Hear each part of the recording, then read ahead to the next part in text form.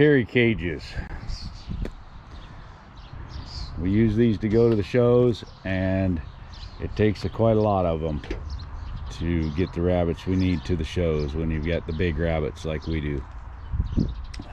Takes a lot of space. Then you've got the headache of where do you put them when you're not showing, what do you do with them, and they you know, they're not cheap and you want them to last.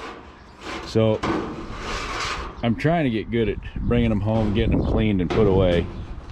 The yellow jacket trying to move in. That's the end of that guy. Yeah, I hope so.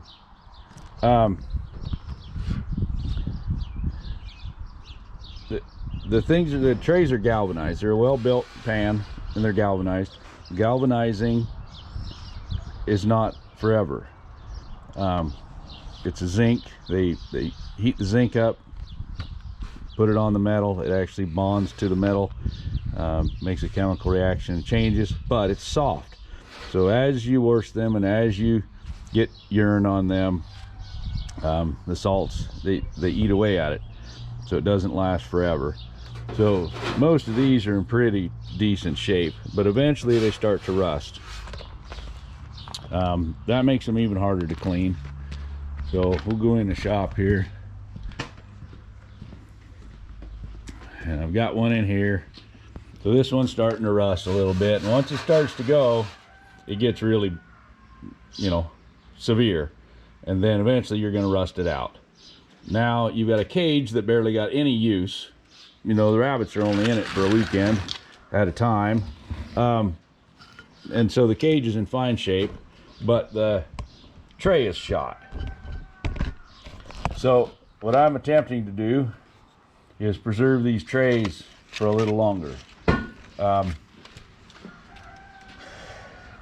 You can dual coat galvanizing and it lasts a lot longer. The soft galvanizing, if it doesn't get anything on it to weather it, will last a long time. So then with a dual coating, if you do get a scratch through the coating or the coating breaks down, it hits the zinc in this little patch, and it takes a long time to ever rust through it. So I clean these real well with a pressure washer, let them get good and dry. Then I'm sanding them down.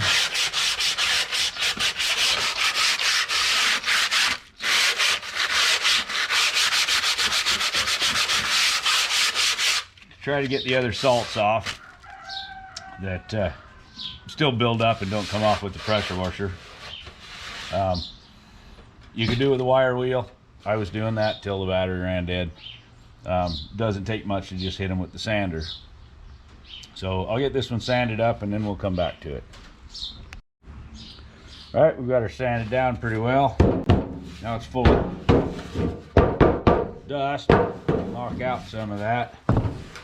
Then on my rag, wipe it down.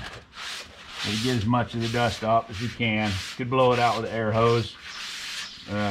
Just sends more of it airborne all over the place. I still got to clean it up from somewhere. And there's a little corner I didn't get in as well as I'd like to have.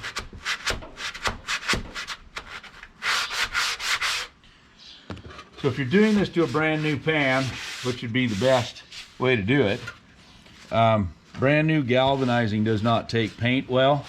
It needs to be aged and weathered a little bit, but you can do that with white vinegar. So if it's a brand new pan, just take the white vinegar and wipe it down and let it dry, and that'll help etch into the galvanizing some so that it will accept the paint better and bond to it. So I'm actually doing a 3-coat on this. I'm putting a rubberized roof sealant stuff on it too, because most of these paints aren't meant to be standing in liquid, and we use the dog training pads in here, but they're still gets standing water in them sometimes under the pads. So with the with the rubber roof coating, I'm hoping that it will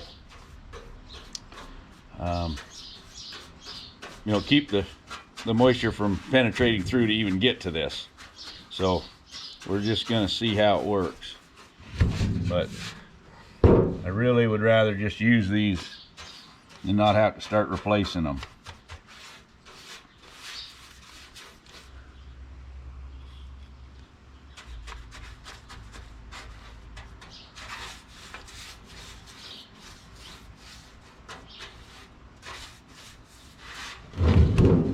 All right, we'll get her painted up and move on. So there it is, all primed up. Just stacking them up there to let them dry.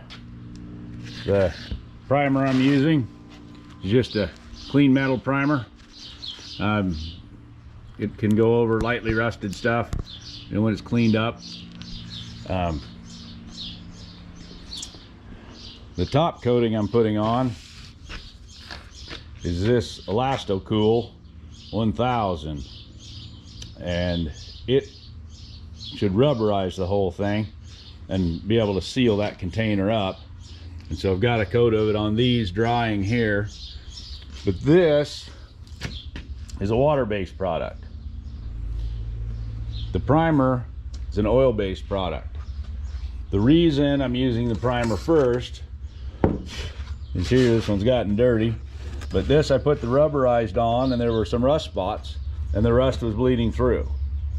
And if there's still the salts on there that you didn't get all off of, they will start to dissolve and make a hole through your coating of the rubberized stuff.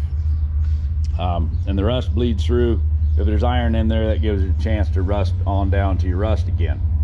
So the best bet is to get a coat of primer on them first and then get the rubber sealant on them. So we're going to continue on with the project. So here's one that's really rusty. This is what will happen to them over time, and pretty quick. They're just shot. We've also picked up some used cages and things with metal pans in them, and they don't last very long at all when you're using them on a daily basis. Probably if they were coated with something when you first got them and they were brand new, you could get them to last a lot longer. Be kind of cool if all these were plastic, like the plastic trays we use under the hutches, but they're not. So what I've got, I'm going to try to protect my investment, not have to rebuy them. And the big issue isn't rebuying them, it's the fact that when you remember that you need them, you can't get them. So I just soon have them last as long as they can. Well, I'm out here the next morning. Most of the primer's dried. There's a few of them that didn't dry, so we'll be waiting on those to coat them. But I'm putting the rubber siliconized plastic sealer stuff in them, hoping that will keep the metal from ever starting to rust. If we don't let any moisture get to it or any salts get to it, that would be good. They'll last a long time. I may take a few of them and just paint them, see how they hold up and last. Got a feeling it'll scratch a little quicker, come loose faster with pressure washing, but life's just a big experiment anyway, isn't it? So I may try to paint up a few. Like to get the outsides of them painted and our brand on them too, so they look nicer. When that'll happen, I have no idea. Get a stencil made so I can spray paint SCF on the side and make them look nice. Thing about things being clean and painted well, they're easier to keep clean. You know, a good paint job means you can brush off and wipe off a lot of the stuff that's on it. When it starts to build and dirt gets on it and things get stuck to it pretty quick, it's almost impossible to clean it, and you don't even try. If you don't clean it, you don't know when things are going bad. You know, you let the bottom of one of these start to rust, and the next thing you know, you pick it up and the whole bottom falls out. And now you're past fixing it, and you got a mess. So if you can keep things in good order, it's easier to tell when they need maintenance.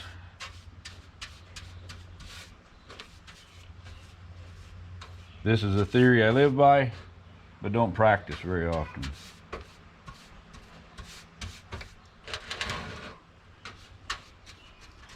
And the problem is, when I get started like these things, I could spend 2 weeks in here in the shop with drying time, getting them all painted and done up right and stenciled with our brand.